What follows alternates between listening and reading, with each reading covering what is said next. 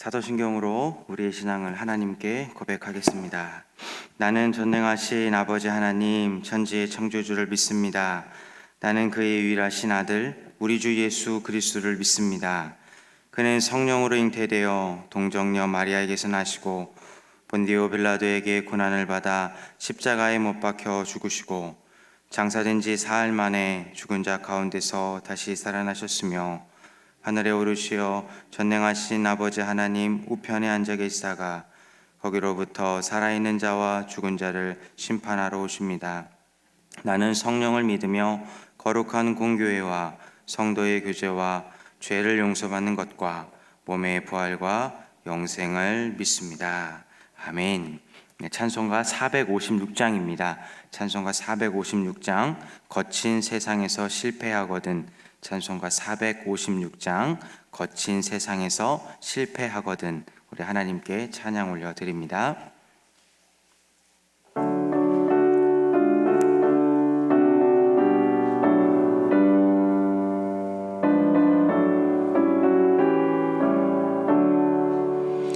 거친 세상에서 실패하거든 그 손 못 자국 만져라. 고된 일 하다가 힘을 얻으리 그 손 못 자국 만져라. 그 손 못 자국 만져라. 그 손 못 자국 만져라. 주가 널 지키며 인도하시리. 그 손 못 자국 만져라. 내가 어둠 속을 걸어갈 때에 그 손 못 자국 만져라. 주가 참 평안을 내게 주시리. 그 손 못 자국 만져라. 그 손 못 자국 만져라. 그 손 못 자국 만져라. 주가 널 지키며 인도하시리. 그 손 못 자국 만져라. 내가 부활의 주 따라가려면 그 손 못 자국 만져라. 내가 주 안에서 길이 살리라. 그 손 못 자국 만져라. 그 손 못 자국 만져라. 그 손 못 자국 만져라. 주가 널 지키며 인도하시리. 그 손 못 자국 만져라. 너의 죄악의 짐 무거울 때에 그 손 못 자국 만져라. 마음 문 열고서 주를 모셔라. 그 손 못 자국 만져라. 그 손 못 자국 만져라. 그 손 못 자국 만져라. 주가 널 지키며 인도하시리. 그 손 못 자국 만져라. 아멘. 오늘 우리에게 주시는 하나님의 말씀은 고린도전서 11장 27절에서 34절까지의 말씀입니다. 오늘 우리에게 주시는 하나님의 말씀은 고린도전서 11장 27절에서 34절까지의 말씀입니다. 저와 여러분이 한 절씩 교독하고 마지막 절은 합독하겠습니다. 그러므로 누구든지 주의 떡이나 잔을 합당하지 않게 먹고 마시는 자는 주의 몸과 피에 대하여 죄를 짓는 것이니라. 사람이 자기를 살피고 그 후에야 이 떡을 먹고 이 잔을 마실지니 주의 몸을 분별하지 못하고 먹고 마시는 자는 자기의 죄를 먹고 마시는 것이니라. 그러므로 너희 중에 약한 자와 병든 자가 많고 잠자는 자도 적지 아니하니 우리가 우리를 살폈으면 판단을 받지 아니하려니와 우리가 판단을 받는 것은 주께 징계를 받는 것이니 이는 우리로 세상과 함께 정죄함을 받지 않게 하려 하심이라. 그런즉 내 형제들아 먹으러 모일 때에 서로 기다리라. 함께 읽습니다. 만일 누구든지 시장하거든 집에서 먹을지니 이는 너희의 모임이 판단받는 모임이 되지 않게 하려 함이라. 그 밖의 일들은 내가 언제든지 갈 때에 바로 잡으리라. 아멘. 이것은 하나님의 말씀입니다. 잠깐 기도하겠습니다.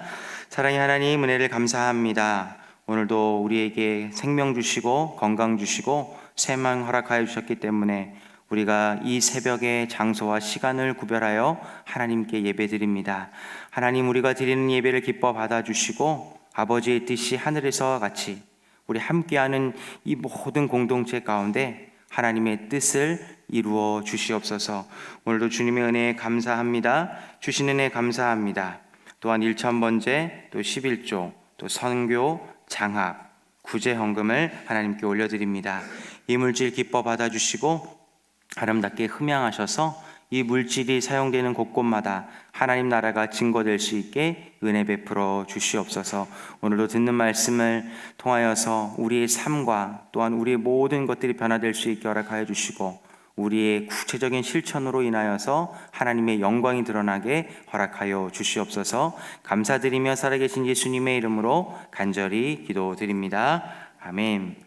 오늘도 이 새벽에 오신 여러분들의 삶 가운데 하나님의 은혜와 평강이 함께하여 주시기를 간절히 축원드립니다.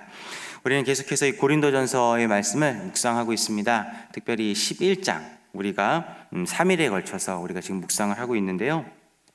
특별히 11장에 나타난 이 바울의 어조 또 바울의 태도는 이 두 가지로 한번 해석해 볼 수 있습니다. 첫 번째, 바울은요 이 고린도 교회를 향하여 칭찬을 하고 있고요. 그리고 우리가 어제 오늘 살펴보고 있는데 바울이 이 고린도 교회를 향해서 책망하고 있습니다. 근데 이 바울의 책망을 잘 보면은요 교회 안에 문제는 없을 수는 없습니다. 그런데 그 책망 속에 이 바울의 권면이 들어있고 그 권면 속에는 구체적인 해결 방안이 들어있을 뿐만 아니라 그 속에 이 교회를 향한 하나님의 사랑과 이 지도자의 사랑이 반드시 기록되어 있습니다. 이것들을 놓치지 않고 묵상해 보시면은 우리에게 큰 유익이 될 줄을 믿습니다. 이 바울이 칭찬을 한 이유는 다른 것이 아닙니다. 고린도 교회가 전통을 잘 지키고 있었다라는 그 이유 때문에 바울은 칭찬을 하고 있는 것이죠. 그리고 우리 어제와 오늘에 이어서 바울이 책망을 하고 있는데 그 책망은 다른 것 때문에 책망하는 것이 아닙니다. 분쟁이 생기고 있었기 때문이죠. 근데 그 분쟁이 왜 일어났냐? 주의 만찬, 이 성만찬 도중에 이 먹는 문제 때문에 분쟁이 생겼다는 겁니다. 그 당시 부자들과 또 가난한 사람들이 함께 섞여서 이 고린도 교회 공동체를 이루고 있었습니다. 지금도 그렇고 옛날도 그랬지만 조금 삶이 좀 힘들고 어려운 사람들이 좀 오랜 시간 동안 노동을 하지 않습니까? 그 당시 노예들도 그렇고 종들도 그렇고 주의 만찬에 초대는 되었지만 자신의 먹고 사는 문제, 노예로서의 신분, 종으로서의 신분을 다 감당하다가 이렇게 늦는 경우가 많이 있었던 것 같아요. 그 당시는 이 부자들의 집에서 이렇게 함께 예배를 드리고 그런 일들을 감당했었는데 이러한 가난한 사람들이 와서 주님의 만찬, 떡을 먹고 잔을 먹는 그 일에 참석하기도 전에 이 부자들이 먼저 이 모든 빵과 이 포도주를 다 먹어치웠기 때문에 이 사소한 문제 때문에 분쟁들이 일어나고 있었습니다. 이 분쟁의 원인은 세 가지로 살펴볼 수 있습니다. 첫 번째, 공동체 안에서 그 가난하고 소외된 사람들을 기다려주지 못했다는 거예요. 그 두 번째는 무엇이냐? 왜 기다리지 못했을까라는 그 이유를 곰곰이 생각해 보면은 여기 준비된 빵과 포도주는 내가 준비한 것이기 때문에 하나님께 바쳐진 것이지만 이것이 내 것이다라는 그런 이 잘못되고 그릇된 생각이 그 공동체 마음속에 있었다는 겁니다. 그리고 세 번째, 정말 중요한 것인데 성만찬에서 이루어지는 주의 만찬에서 이루어지는 분병, 빵을 나누는 의미, 그리고 분잔, 잔을 나누는 의미에 대해서 제대로 배우지 못했고 제대로 알지 못했다라는 것, 그리고 제대로 가르치지 못했다라는 것이 큰 이유 중에 하나였습니다. 성만찬의 의미는 다른 것이 아니죠. 예수님께서 다른 사람에게 조건 없이 몸과 피를 내어주셨기 때문에 그것을 통해서 희생과 사랑을 통해 연합과 하나됨을 이루라는 아주 중요한 의미가 있었음에도 불구하고 이 고린도 교회의 성도들은 그 중요한 의미를 깨닫지도 못했고 그것들을 실천하지도 못했다는 것입니다. 그 결과 나타난 일이 무엇입니까? 바로 30절입니다. 30절 같이 한번 읽어보겠습니다. 그러므로 너희 중에 약한 자와 병든 자가 많고 잠자는 자도 적지 아니하니. 이렇게 주의 몸과 피에 대해서 잘 의미를 기억하지 못하고 실수를 범한 결과 나타난 일이 바로 30절인데, 그 당시 고린도 교회 공동체에 약한 자들, 병든 자들, 여기는 좀 약간 완곡하게 표현을 했는데 잠자는 자, 즉 죽는 자, 이런 사람들이 아주 솔찬치 않게 생겨나고 있었다는 것입니다. 이 문제에 대한 해결책으로 이 바울은 28절과 31절에 기록하고 있습니다. 28절엔 이렇게 기록하고 있죠. 사람이 자기를 살피고 그 후에야 이 떡을 먹고 이 잔을 마실지니. 그리고 31절, 우리가 우리를 살폈으면 판단을 받지 아니하려니와. 바울이 이러한 어려움이 생겼을 때 제시하는 해결책은 무엇이냐면은 자신을 살피고, 그리고 자신을 살필 뿐만 아니라 우리를 살피라는 겁니다. 여러분, 이게 아주 중요한 우리 신앙의 원리입니다. 무슨 교회와 공동체, 그리고 여러분의 삶 가운데 무슨 문제가 나타나기 시작하면요, 이것을 원인을 바깥에서 찾는 것이 아니라 이 원인을 안에서부터 찾아내야 되는 거예요. 그 원인을 나 자신에게서 먼저 찾아 살펴보고, 그리고 나를 포함한 우리 공동체 안에서 원인을 찾아보고 살펴봐야 한다는 것입니다. 교회 안에서 이루어지고 있는 모든 것들에는 의미가 있습니다. 이 부여중앙교회도 이제 70년이 넘는 유구한 역사를 가지고 있는 자랑하고 있는 교회 아닙니까? 이 교회 안에서도 행해지는 모든 일들 가운데 의미가 있다라는 거예요. 그리고 지난 2000년간 이 교회 안에서 수많은 역사 속에서 행해져 왔던 그 모든 것에는 의미가 있다는 겁니다. 이 모든 전통에는 의미가 있다는 거죠. 근데 이 의미에 대해서 배우지도 못하고 가르치지도 못하면은 우리가 이것들을 습관적으로 할 수밖에 없고, 그러다 보면은 실수를 할 수밖에 없다는 겁니다. 성만찬의 의미는 다른 것이 아니었죠. 예수께서 다른 사람들을 위해서 몸과 피를 내어주셨고, 그 몸과 피를 먹는 사람들이 예수의 희생과 사랑을 기억해야 되기 때문에 연합과 하나됨을 이루는 놀라운 그러한 마음과 중심이 들어져 있는데, 사람들은 이것들을 모르기 때문에 단순히 빵을 먹고 포도주를 먹는 것으로만 이해해서 그것들이 변질되었다라는 것입니다. 교회 안에서 행해지고 있는 수많은 행사를 우리가 한번 생각해 봤으면 좋겠습니다. 성탄절, 부활절, 추수감사절. 우리가 이제 앞으로 이런 행사들을 해 나갈 텐데, 이런 행사 속에서 하나님이 우리에게 나타나고자 하는 그 뜻이 무엇인지 한번 잘 생각하지 않으면 이 공동체 안에 아마 어려움이 생겨날 수 있다는 겁니다. 그리고 그 어려움들이 생겨났을 때 우리는 다른 사람을 탓하는 것이 아니라 나를 먼저 살펴보고 우리 공동체를 살펴보는 일들을 감당해야 한다는 것이죠. 여러분, 이제 아마 올 12월 달 성탄절에는 저희가 아마 이 무대에 이 어린 아이들과 그 교육부서 아이들을 불러 모아서 아마 성탄절을 축하합니다 라는 그러한 이 발표회를 할 거예요. 그 성탄절을 축하합니다라는 발표회의 가장 중요한 의미가 무엇입니까? 예수님의 탄생을 축하하기 위한 그러한, 어떻게 보면은 축하의 자리, 축하의 예배인데, 그럴 때마다 다 진풍경이 벌어지죠. 우리 어머님 그리고 우리 아버지들이 항상 이 뒷자리에만 앉아 계시다가 그때만 되면 이 앞자리에 앉으셔서 이 핸드폰 플래시를 터뜨리고 카메라를 터뜨린다는 겁니다. 어떻게 보면 이것도 예수님의 탄생을 축하하는 예배이기보다는 나의 자녀들이 이 강대상이라고 불리우는 이 무대 앞에서 잔치, 재롱잔치를 발표회를 하는 그런 의미로 변질되어 가고 있는 건 아닌지, 교회 안에서 이루어지고 있는 모든 행사와 전통 속에서 우리가 이제 고민해야 될 때가 왔다라는 것입니다. 이렇게 살피지 못하면 어려움이 생길 수 있습니다. 그리고 분쟁이 생길 수 있다는 거죠. 그 분쟁은 배우지 못했기 때문이고 가르치지 못했기 때문이다. 하던 대로 했기 때문에 이러한 분쟁들이 생겨났다라는 것을 오늘 말씀을 통해서 한번 발견해 보셨으면 좋겠습니다. 이처럼 주의 만찬에서 생긴 이 분쟁과 어려움에 대한 해결책을 이 지도자라면은 응당히 제시해 줘야 됩니다. 이 바울은 아주 구체적이고 그리고 명확하고 그리고 속 시원하게 그 해결책을 한 가지 제시해 줍니다.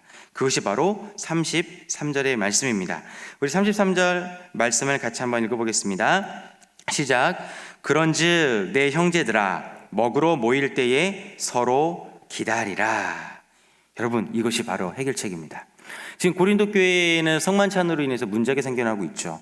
가장 큰 문제점은 아마 신학적인 문제, 이 성만찬을 왜 해야 되는지 가르치는 사람도 부족했고 배우는 사람도 부족했습니다.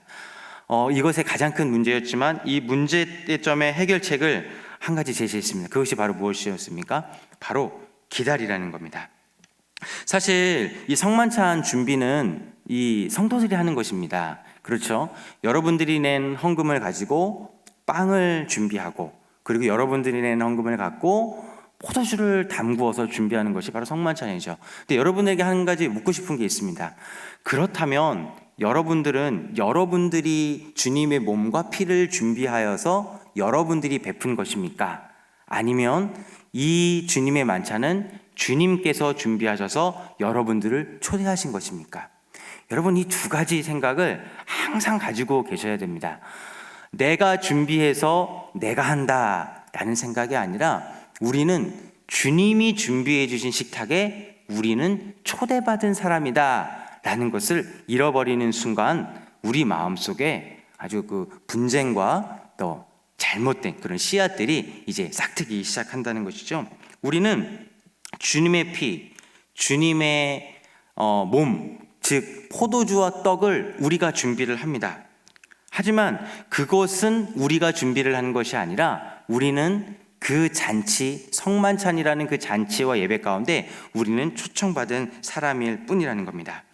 그렇기 때문에 우리는 다른 사람들을 위해서 죽으시고 희생하신 그 예수님의 몸과 피를 대하면서 예수님께서 다른 사람을 위해서 이런 것들을 내어주셨구나, 생명까지 내어주셨구나 라는 것들을 기억하면서 옆에 있는 사람들과 하나됨과 연합을 이루어야 한다는 것이죠. 이 고린도 교회인들이 기다리지 못하였던 이유는 다른 것이 아닙니다. 첫 번째는 내가 너보다 높다라는 생각을 가지고 있었던 것 같아요. 그 당시에 어떻게 보면은 부자들이 물질적으로 좀 풍요로웠기 때문에 자신의 집을 제공을 하였고 또 주의 만찬에 준비되어 있었던 떡과 빵과 포도주도 부자들이 준비했을 것입니다. 그런데 이 부자들의 생각 속에 무엇이 있었냐면은 이 성만찬 잔치를 내가 준비했다 라는 그러한 중심이 있었던 것입니다. 그렇기 때문에 기다리지 못하고 가난한 사람들을 기다리지 못하고 먼저 이 음식들을 먹어버렸다는 거죠. 그리고 두 번째, 빵과 포도주는 내가 헌물했고 그리고 내가 가져왔다라는 잘못된 소유, 잘못된 의식이 있었기 때문에 상대방을 기다리지 못하고 있었다는 것입니다. 여러분, 먹는 것 때문에 서운했던 적 있으시죠? 사실은 이 고린도 교회에서 나타나고 있는 이 문제는 어떻게 보면은 성만찬의 문제다라고 이렇게 거룩하게 표현할 수 있겠지만 사실 이거를 우리의 일상언어로 바꿔보면은 먹고 마시는 문제 때문에 서운했고 서운한 것 때문에 분쟁이 일어났다라고 해석해 볼 수 있습니다. 여러분, 저희 집에도 아주 특별한 문화가 하나 있습니다. 저녁 때마다 저희 아내가 아주 특별한 음식을 준비하잖아요. 그러면은 저희 아이들 혹은 제가 퇴근하기 전까지는 저희는 먹지 않습니다. 이게 식어서 다시 한번 데피는 한이 있더라도 그 먹지 않아요. 왜? 서운하기 때문이죠. 서운하기 때문에. 이 어떻게 보면 아주 사소한 것임에도 불구하고 이 먹는 것 하나 때문에 서운해질 수 있다는 겁니다. 그래서 공동체 안에 분쟁이 생길 수 있다는 거죠. 여러분, 얼마 전에 제가 되게 서운했던 적이 있어요. 그 서운했던 적이 무엇이냐면은 저희 이제 목회자들끼리 종종 가끔씩 이제 점심 식사를 같이 하러 갑니다. 점심 식사를 같이 하고 나서 저희가 이 교제하는 것을 되게 좋아하는 그런 목회자 그룹이기 때문에 가끔씩 이제 커피도 한 잔씩 마셔요. 근데 제가 그때 하필이면은 점심 시간에 제가 다른 약속이 있어서 다른 부목사님들, 다른 담임 목사님들이랑은 밥을 먹으러 가고 저는 이제 다른 또 약속을 이렇게 하러 갔어요. 그때 제가 이 얘기를 한마디 했어요.